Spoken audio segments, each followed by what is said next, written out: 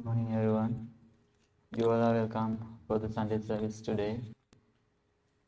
Today is the first week of the month. So in this moment, first we are going to do the meditation, few minutes. So meditation will be led by our Dhamma teacher, Kashanti. So it's the time to do the meditation first. All right, relax, close your eyes, and take 3 deep breaths.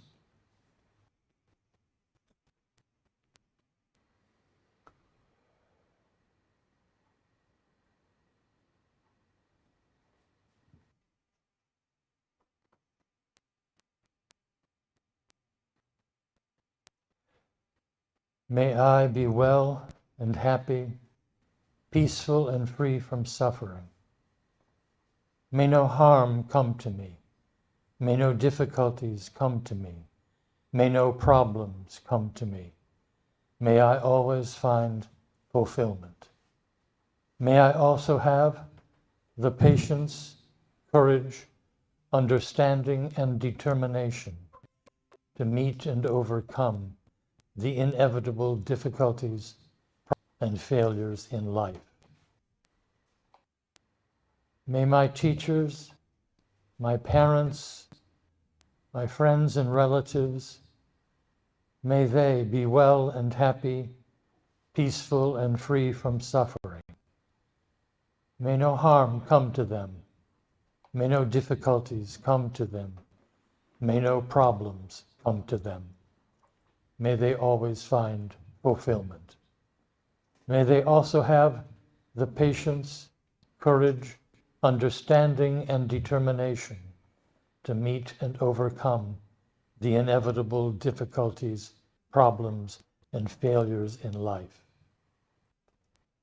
May those I meet in my everyday life, who I pass in the street, may they be well and happy, peaceful and free from suffering. May no harm come to them. May no difficulties come to them. May no problems come to them. May they always find fulfillment. May they also have the patience, courage, understanding, and determination to meet and overcome the inevitable difficulties, problems, and failures in life. May those who wish me ill, may they be well and happy, peaceful and free from suffering. May no harm come to them. May no difficulties come to them. May no problems come to them. May they always find fulfillment. May they also have the patience, courage, understanding, and determination to meet and overcome the inevitable difficulties, problems, and failures in life. May all beings in these realms, with form or without, with consciousness or without, may they be well and happy, peaceful and free from suffering. May no harm come to them. May no difficulties come to them. May no problems come to them. May they always find fulfillment. May they also have the patience, courage, understanding, and determination to meet and overcome the inevitable difficulties, problems, and failures in life. May suffering ones be suffering free, and the fear-struck fearless be. May the grieving shed all grief, and the sick find health relief. Now continue these thoughts of metta until you hear the bell.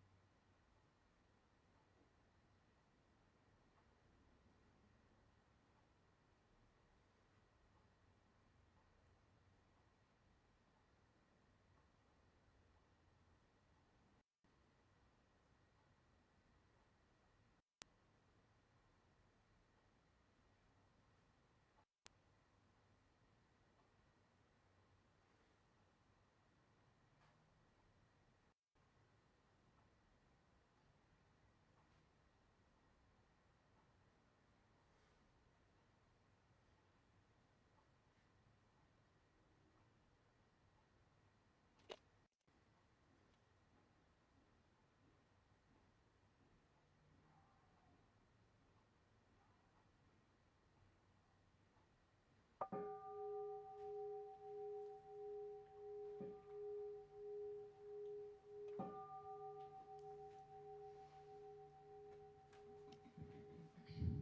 you very much, Shanti, for leading the metta meditation.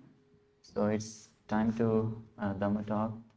So today our Dhamma speaker is Reverend Kusala. So I invite the Reverend Kusala to do the Dhamma talk.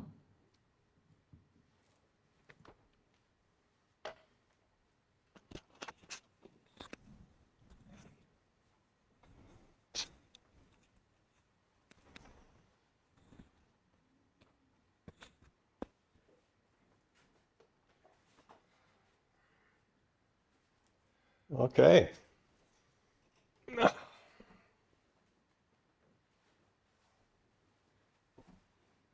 How about those Dodgers, huh? Okay. So yesterday I was at Leisure World, Seal Beach, California, and speaking to the Buddhist Club in Playhouse number 3. Well, actually, it's Clubhouse number 3, but they play there too. And we had some questions that were asked, and I thought it was interesting that I bring them up. But before I bring those questions up, last week I was invited by a retirement community in Florida to talk about my book.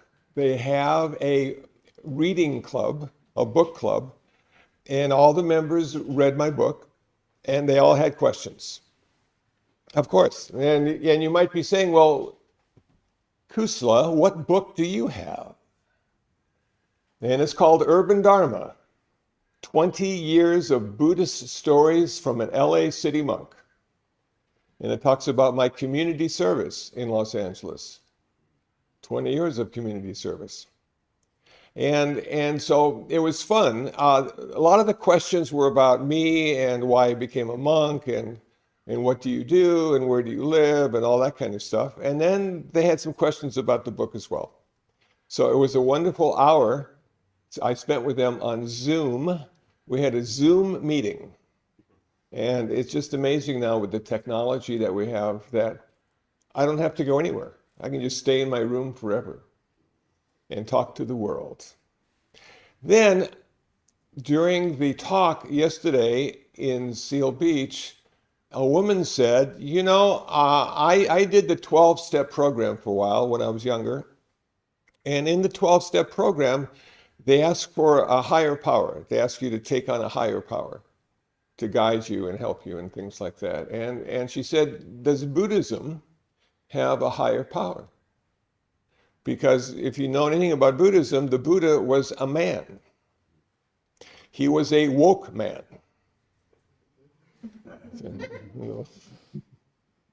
Sorry. And so he wasn't a god, you know, he wasn't, you know, a guru. He was a guy that woke up. So do you have higher power in Buddhism? And I said, yes, we do. We call it wisdom and compassion. And they went, really? I said, yeah. If you have wisdom and compassion, that's all the power you ever need. So with that, the next question was, I'm new to meditation. I'm not quite sure what meditation is all about. Can you enlighten me about meditation? I said, I can't enlighten you, but I'll give you my opinion. And they said, okay. I said, in Buddhism, we have 2 kinds of meditation. We have insight meditation, and we have tranquility meditation, which is called samatha. Insight meditation, there are 4 different kinds of insight meditation that you can do. Samatha meditation, tranquility meditation, there are 40 different kinds of meditation that you can do.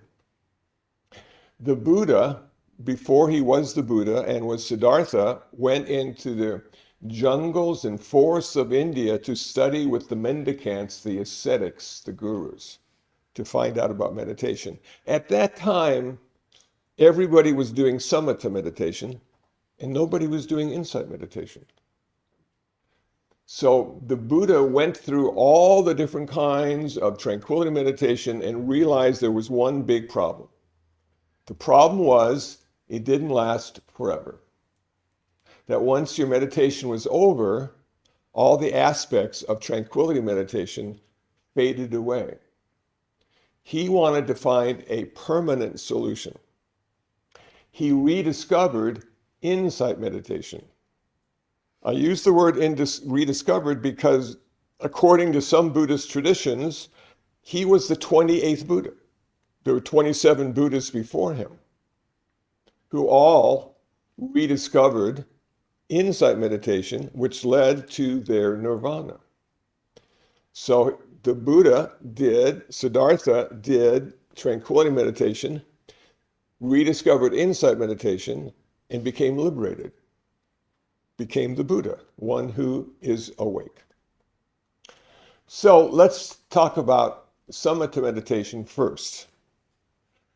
It is a tranquility and concentration exercise that you find an object of meditation, and there are a variety of objects you can use. When I started meditating in 1979, in this very room, right here, a rainy night. It was cold. They didn't turn on the heater. They said, your cushion is right over there. And after the hour of meditation, Shinzen, the teacher, will come and give our Dharma talk. I sat down on the hard floor, unforgiving. I became chilled, wondering why the hell didn't they turn on the heater? Were they saving energy? Were they saving money? I sat that hour and never suffered as much as I have the rest of my life in that 1 hour.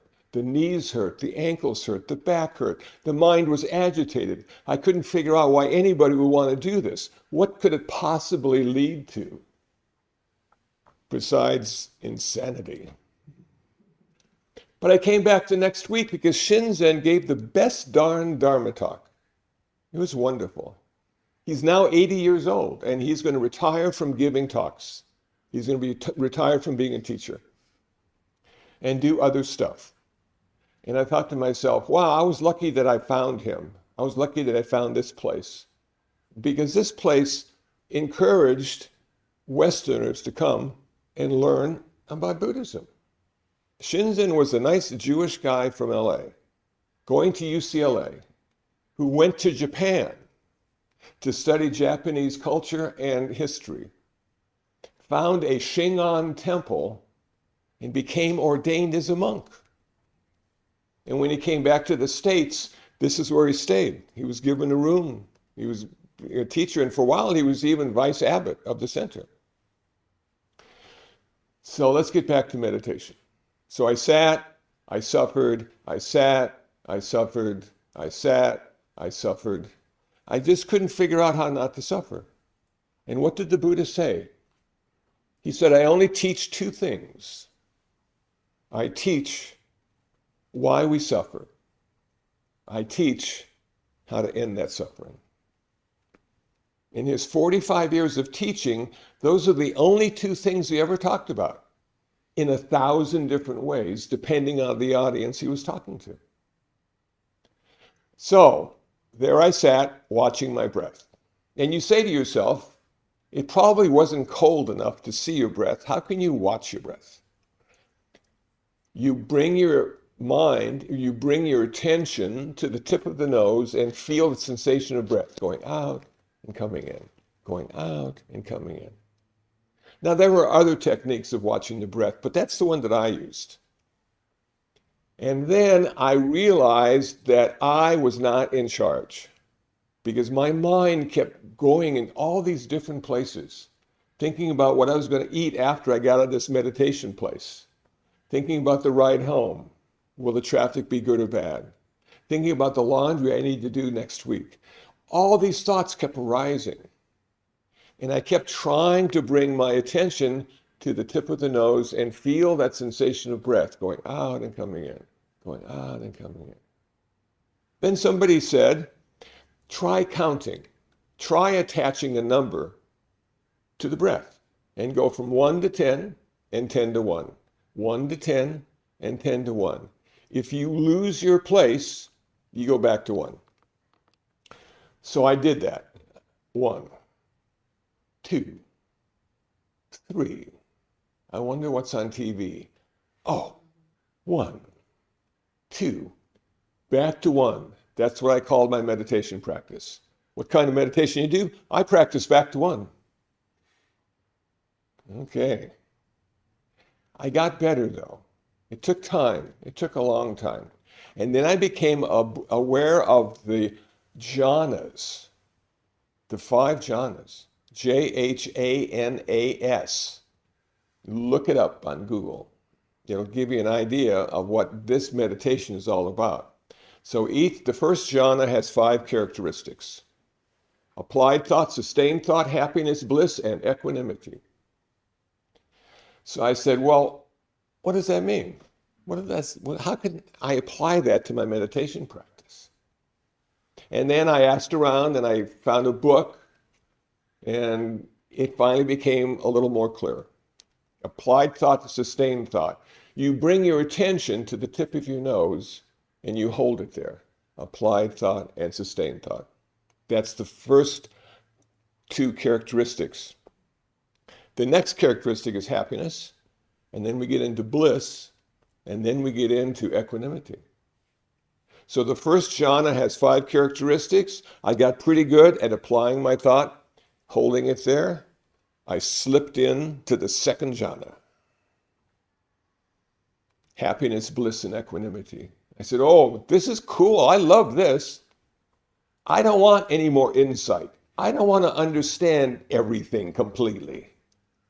I want to be happy and ignorant and blissful and joyful. And if I know everything, I'll never be those things. So I continued with my happiness, bliss, and equanimity, and I came to realize that happiness is dualistic. You just can't stay in happiness because happiness is connected to sadness. And it's going to change. The Buddha warned us. Everything's impermanent. Nothing lasts forever, especially if it's dualistic. So I said, how can I get rid of my happiness in order to get rid of my sadness so I won't have that? I figured out a way. I can't tell you because it's my way, but you all have your way, and you'll find your way if you apply yourself to it. So now I went into the 3rd jhana, bliss, equanimity. Now bliss is pleasure. It's physical pleasure. Happiness is mental happiness, mental sadness. But now I'm in this place of physical pleasure. My whole body is tingling. I'm going, oh man, this is cool. I'm going to meditate every day now. I want to be here as much as I can. No drugs involved. Just rapture of the body, just tingling, just oozing with physical pleasure. It's dualistic as well, because the opposite of physical pleasure is physical pain. And I experienced that the first years of my meditation practice, that physical pain. It took a long time to get to this place of physical pleasure. But I'm leaving myself open for disappointment because the pain is sure to arise again. Now I got to figure out a way to let go of that pleasure and let go of the aversion to pain. I figured it out. I can't tell you because it's my way, but you can figure it out yourself.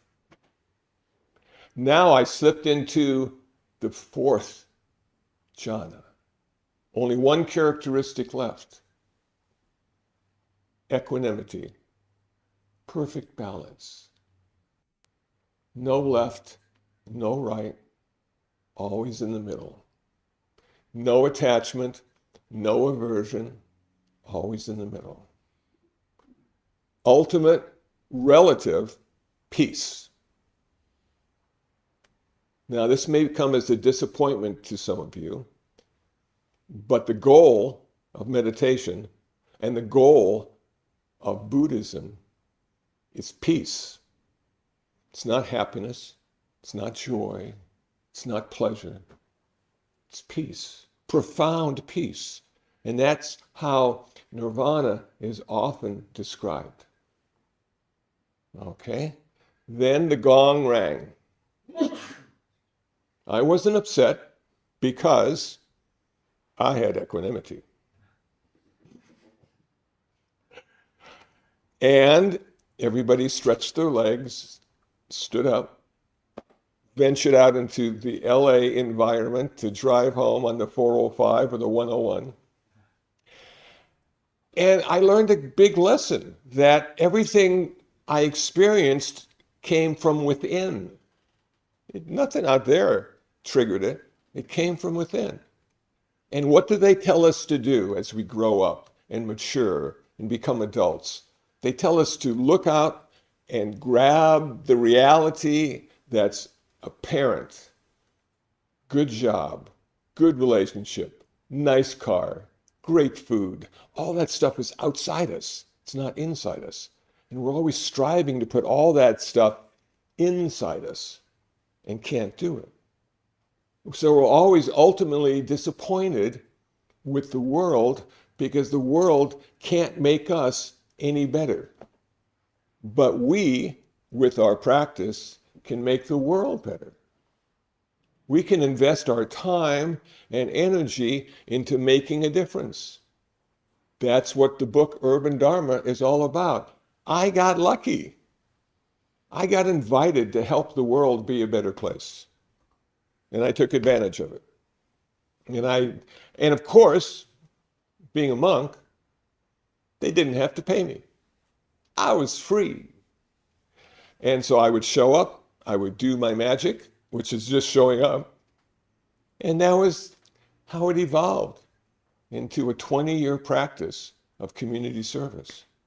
But it all started because I sat on a cushion on a cold, rainy night in Koreatown, trying to learn how to meditate and realizing that life is full of suffering, always has been, always will be. So now we get into the second kind of meditation that the Buddha rediscovered, insight meditation, with the four qualities: mindfulness of the mind, mindfulness of mental objects, mindfulness of the body, mindfulness of sensations. I'm going to talk about mindfulness of sensations because for me, that was the easiest to understand. The Buddha said we have three sensations that we can become aware of: good sensations, bad sensations, and neutral sensations. But the problem with neutral sensations is they generally don't catch our attention. We miss them. But we do pick up on the pleasant sensations and the unpleasant sensations. So they have a technique called body scanning.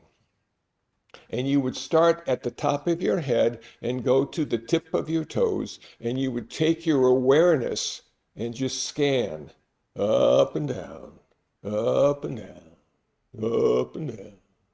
And as soon as you found a sensation, as soon as you became aware of a sensation, you'd stop and note it. You wouldn't say great sensation, bad. You just say sensation. Okay? And then you'd continue. Then you'd find another sensation. Okay, another sensation. Got that? Then you'd find another sensation. And to be honest with you, when I tried to do that, most of my sensations were negative. I couldn't find any of the positive sensations that I found in my samatha tranquility meditation. I just found the sensations of the body sitting on a cold, hard floor. Those were sort of unpleasant. But I noted them. Now the idea is to use all those sensations you became aware of and apply them to three aspects of Buddhism: anicca, dukkha, anatta. Impermanence, suffering, not self. Okay. So, and speaking of impermanence, what happened last night at 2 o'clock in the morning? We changed our clocks. Why do we have time? We invented time because we wanted to keep track of the impermanence of the world. If it's 12 o'clock, it must be time for lunch. If I'm eating lunch, then it must be 12 o'clock. Shunryu Suzuki, Zen Mind, Beginner's Mind. I read that, I said, wow, that is so cool. It doesn't have to be 12 o'clock if you're eating lunch, because eating lunch means it's 12 o'clock. Those Zen guys, they're so into it. Okay, so now we've got all these sensations, and I'm going to apply the sensations to anicca, impermanent. Did I find any of these sensations that didn't change? And you know, they always changed. Sometimes they got worse. Sometimes they got less worse. They were always worse, but less worse. And I thought back to my motorcycle trip, Los Angeles to Wisconsin and back, 5,000 miles on 2 wheels, balancing all the way. And during that motorcycle trip, there were times when my bladder started to pulsate with pain and fullness. And I said, okay, I can make it to the next town. It's not that far away. I know I can do it. Did that sensation stay the same? No, it always got worse. Why did it get worse? It wanted my attention. It was saying to me, Kusala, you need to do something about this, man. You just can't have a full bladder and not do anything about it. Finally, the rest area. Sensation changed from pain to pleasure. Okay, always changing, never the same, always different. Those roads in Arizona, asphalt, smooth as glass. What a joy that was. Those roads in Minnesota, made out of cement because of the winters, like going through rocks. Terrible. Man, always changing and didn't stay the same very long at all. What I found in my meditation practice, I could apply to the world around me and have that insight and gain that wisdom into the true nature of the world. Okay, now we come to the second aspect, which is dukkha, which is unsatisfactoriness, which is suffering, but sometimes it's just a little suffering and not a big suffering. Did everything I realized in my meditation practice have suffering connected to it? Did it come out of suffering? Was it always suffering? Well, applying impermanence to it, it wasn't always suffering. No, that's true. Sometimes the suffering lessened, sometimes there was more, but the underlying reality of those sensations was always the potential for suffering. It was always there. Okay. So the Buddha said, you know, it's an unsatisfactory life that we have. It's a miracle. It's a miracle we're all here. What are the chances that we would make it? And I'm not talking just about this Sunday. I'm talking about living. If you're a Christian, this is the first time you've ever been here. If you're a Hindu or a Buddhist, I say, welcome back. Where have you been? Can you imagine never having been here before? And now you get 60 or 70 years of joyful playfulness on this planet we call Earth. And then you have to leave. And leaving is always physically and emotionally difficult. It's never good. It's never good. And then you never come back again. That was it. That was the miracle, those 70 years. Never take your life for granted. Never take today for granted. This is the best day you're ever going to have. This is the only day you're ever going to have. We only do it once, and it keeps happening over and over again. One day, every day. Man. Okay, so suffering, yeah. It's there. We can minimize it. The practice of Buddhism and the Eightfold Path allows us to suffer less, less, and less until eventually we don't have to suffer ever again. That was the Buddha's contribution to religion, is he could teach us how never to have to suffer again and never have to be reborn again. You Hindus and Buddhists, well, the Christians, they're taken care of. They got a place to go and things to do. But the Buddhists and the Hindus, we keep coming back over and over again to suffer and suffer and die and suffer and die. And the Buddha said, I can fix that. I figured it out.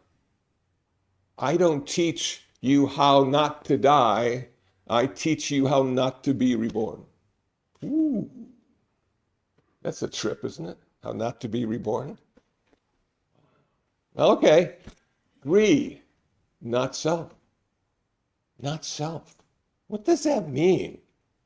That our self doesn't exist?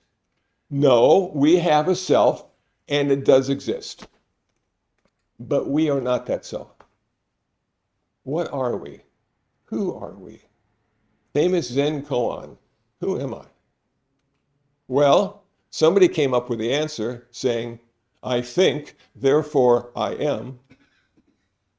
But that's not good enough. Because don't believe everything you think. It's just thoughts. That's it. It's just thoughts. Okay, so now we try to figure out, well, what am I? What did the Buddha say about us? We're the five aggregates. Form, sensation, perception, volition, and consciousness. We're the five aggregates. Or we're mind and body. We're two.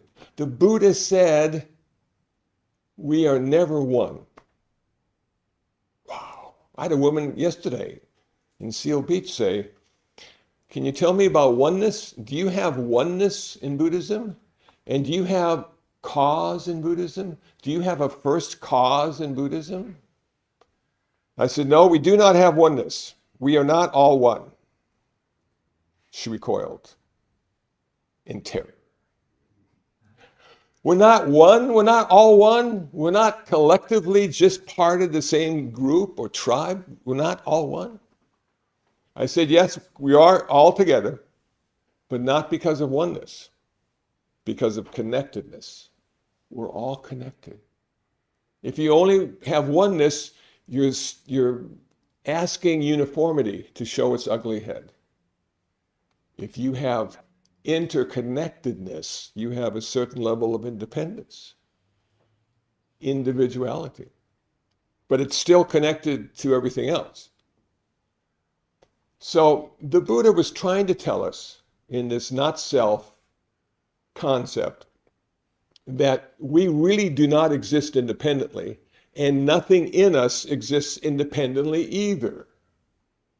And she said, well, how about the soul? The soul exists independently, does it? I said, well, the Buddha said we may not have a soul. She gasped. Really? I said, yeah. He said, he hasn't been able to locate it. And in the 1920s, when they invented the X-ray machine, they started X-raying people to look for the soul. Couldn't find it. But they did give a lot of people radiation poisoning. Then they said, well, we'll find the soul and we'll weigh it. We'll weigh somebody before they die and we'll weigh somebody after they die. And the difference in weight will be the weight of the soul. Well, it was a good idea, but it didn't work. Because the body often releases fluids and other stuff, and so the weight changes after death anyway. So what does that mean to us? Well, for me, having been born in Iowa and raised a Lutheran for a while, that it's okay if you want to have a soul. And it's okay if you want to have a self. But that's not who you really are, according to Buddhism. That's not who you really are. And if you follow Zen at all, and watch all those Zen koans and who am I really, and you come up with mu, which is one of the answers, we are not relatively real. We are ultimately real. Okay? And what that means is we're sort of like, I'll use the word spirit, even though the spirits in Buddhism are a little different than the spirits in other religions. It's a spirit pretending it's a human being. It's an ultimate reality pretending it's a relative reality. And we can blame our parents because they gave us life. And then they sent us to school. I mean, I hated school. From kindergarten on. Never liked school. Never liked the pressure. Never wanted to be around all these people I didn't know. Realizing, of course, that I was being socialized. And it was important to be socialized and understand my place in this community. So I kept going back to school. But I kept getting all these concepts and all these ideas. And it prevented me from seeing the reality of my life. I just couldn't see the form called a chair. When I saw the form, I said, that's a chair. A chair is just a sound or a couple letters creating a word. It doesn't exist. We are all in conspiracy to make that chair exist. If I say the word chair, in your mind, you might picture a different chair than I'm picturing. Everybody might have their own special chair. Just from that word. Who do we blame? Education. They educated us not to see the world around us. We only see what they told us to see. Good chair, bad chair. Healthy tree, sick tree. It's a tree. And it's not even a tree, it's just a form with color and sensation and touch and weight and all these things. And we're living in this amazing hallucination. It boggles my mind that anybody would ever want to try LSD. This is the biggest and best trip you're ever going to have. This is your life. Wake up, enjoy it, marvel at it, be impressed by it. Never take it for granted. So this insight meditation leads us to look at the world in a radically different way. And eventually, it leads us down the path to liberation. And we will be free. Not in the relative sense of freedom. We'll be free from the relative sense of freedom. We will be living in the ultimate experience. And every time we get stopped by the police and they ask us for a driver's license, we go from the ultimate experience to the relative reality of having to be somebody and having to have insurance and a license. You can't tell them, I'm the ultimate reality. They won't buy it. They'll take you in for observation. Hospital number 4. Okay, meditation is a way to change your mind. Meditation is a way to change your life. It's getting close to the end of my time. I want to thank you for listening intently. And I hope some of you understood what I was saying. And I hope if you didn't understand what I was saying, you'll go and find out what the heck I was saying and see if it works for you. Does anybody have any questions or comments or answers? Yes? Lovely to hear you speak again. Practical pro tips for applying this in our life. I love it. And my question's along that line. I never had to pay attention to the body ever in life. I thought that's the flaws. The body isn't anything, all these other nonsense. But I've gotten to the point where self-care, care of the body, is a big deal in my life. And I just can't seem to get as interested in it as my habits of going online and doing research and, more prayers and adding to the practice. My question is there a way that I can the body, practice good stewardship of self, and combine that in my practice so I can get excited about it? Okay. One of the stories that the Buddha is said to have written or spoken about before it was written down was, he died at 80. The Buddha was an old guy. And oftentimes he would have back problems, or he'd get fatigue, and he'd have to sit down, relax a bit. He'd get hungry. They fed him a couple times a day. He was an ascetic. And so he didn't put a lot of emphasis on his body. He realized the body was in decline, and it happens to all of us. His nirvana did not change his body. His nirvana changed his mind. And so what we need to do is we need to care for our body. Now, the older I get, the less hungry I become. And sometimes I don't feel like eating at all during the day. But I realize that I need the extra energy to do stuff that food will give me. And so I eat anyway. And sometimes it tastes okay, sometimes it doesn't taste very good. But it doesn't matter because it's medicine. The food is medicine for my body. I'm taking medicine. And then I have my supplements, and I have my trail mix, and I have all this stuff, and the body appreciates it, because it gives me less pain and suffering when I take care of it. So the idea, I suppose, is to recognize what enlightenment is. It's the purification of consciousness. And what having a body on earth is like the lotus being born and growing in the mud. So our bodies never get out of the mud, but our consciousness can form the flower. There you go. I hope that answered your question. Anybody else? Hi. I still want to know how you found your way in the middle, so you're not overly happy and overly sad. Nor... Yeah, no, that's good. That's good. Every time I get overly happy and it changes, I get overly sad. And that's just sort of like life, because we expect it to be a certain way and it's not.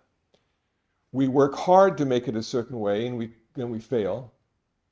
And so I realize that being in the middle limits myself in being really happy or really sad. It's hard, I like to watch the news. I'm a news junkie. I like to follow what's going on, and most of the stuff on news is just terrible. It's just people are killing each other, and accidents and fires and landslides and earthquakes and just, and then the wars. Everybody's talking about war, and wants to send people off to war. It's really sad.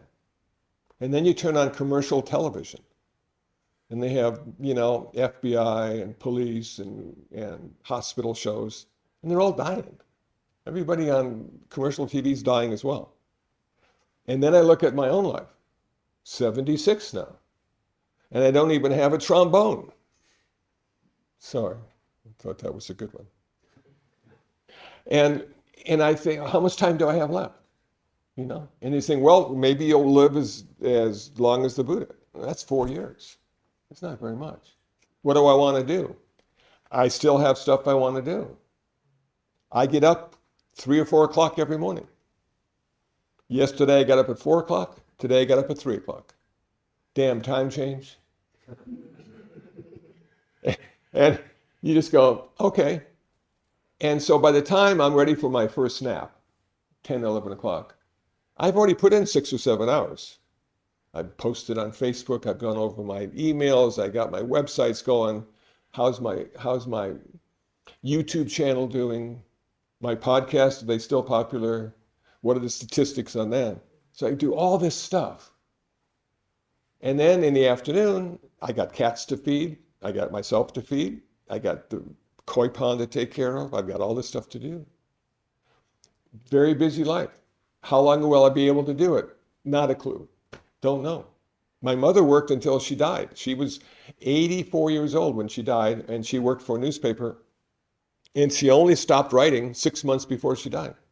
She loved to work. Gave her something to do. I'm lucky that I've got stuff to do. After a certain age, it's more difficult to have stuff to do. Rather than watching TV or taking naps, the other stuff. So I put all that into perspective. So I'm not really happy ever. I'm not really sad ever.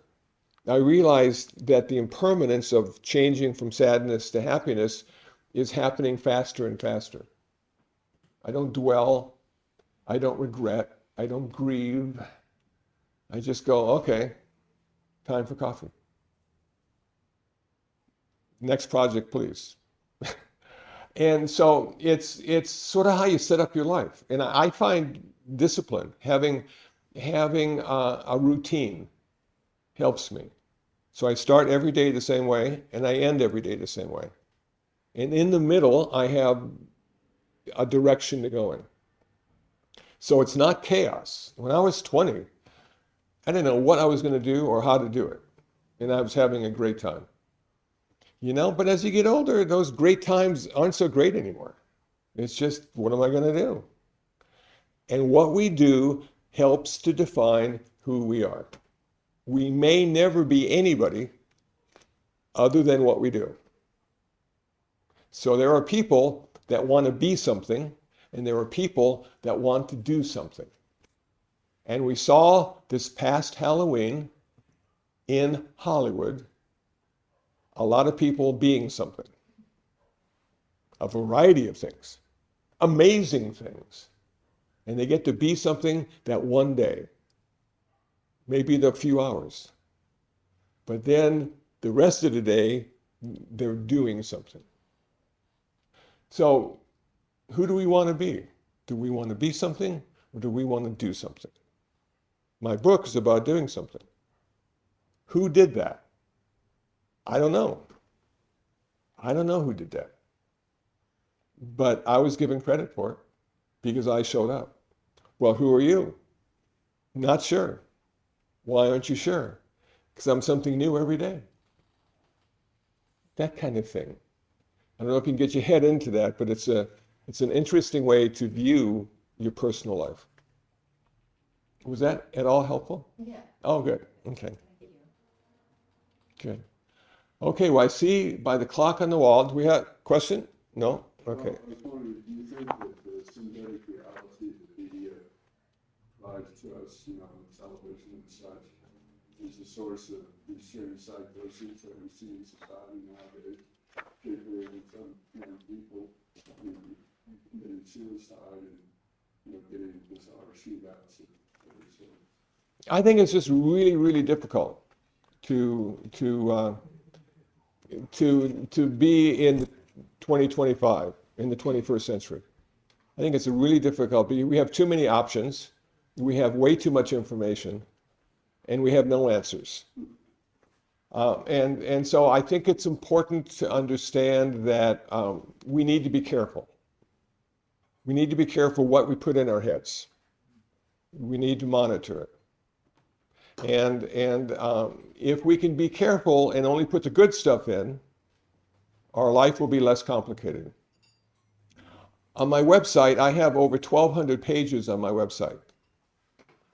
The 7th most popular page that's been downloaded the last couple months has been a page on suicide, according to Buddhism. And that bothers me, because I put that up there for educational values, you know, and I'm hoping that I'm not giving ideas to people on how to skillfully, you know, commit suicide. But I noticed that just the last couple of months, and that's a big change.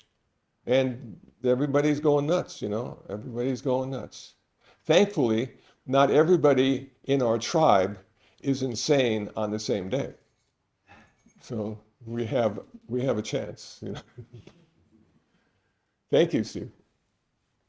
Okay, I'm turning it over. Thank you. Thank you, Reverend Kusala, for the Dhamma talk. Now it's time to chant the book. So we're gonna chant the page 4 and page 10.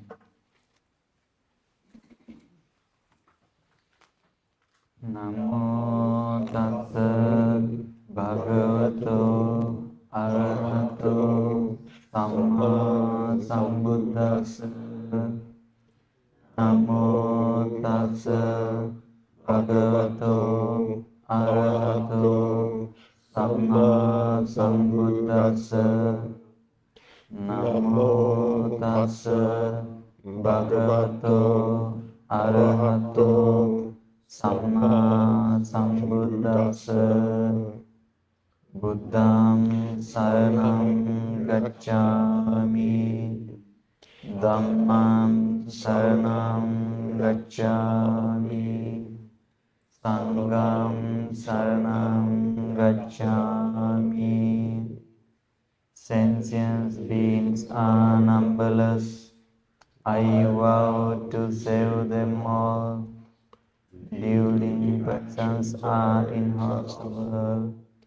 I vow to end them all. Dharma gates are limitless. I vow to study them all. Buddha's way is supreme. I vow to attain it. May suffering ones be suffering free, and the fear-struck fearless be. May the grieving shed all grief, and the sick find health relief.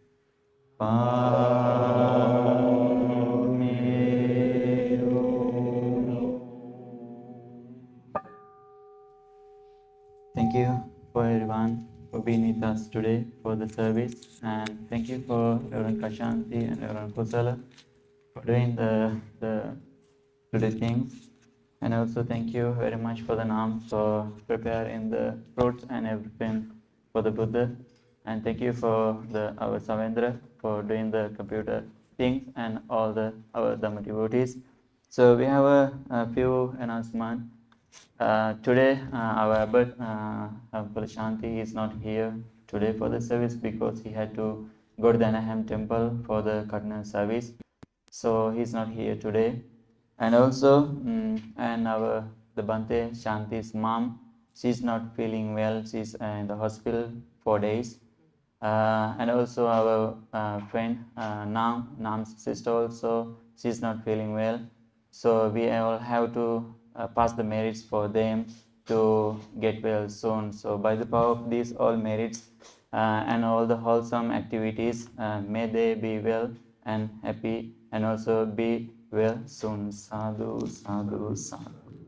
And also, I have one announcement. Next week, second week of the month, Tamil speaker is Sai Maharjan. Please come and join for the service next Sunday also. And also we have the meditation, morning meditation 10 to 11. I mean 10:45 minutes meditation, and we have a little time to talk with the meditation. And also that's the announcement for today. I wish you all, by the power of Buddha, Dhamma, Sangha, you all be well and happy and peaceful. And also be free from suffering and all the stress and pain. And finally, we all are able to achieve the bliss of supreme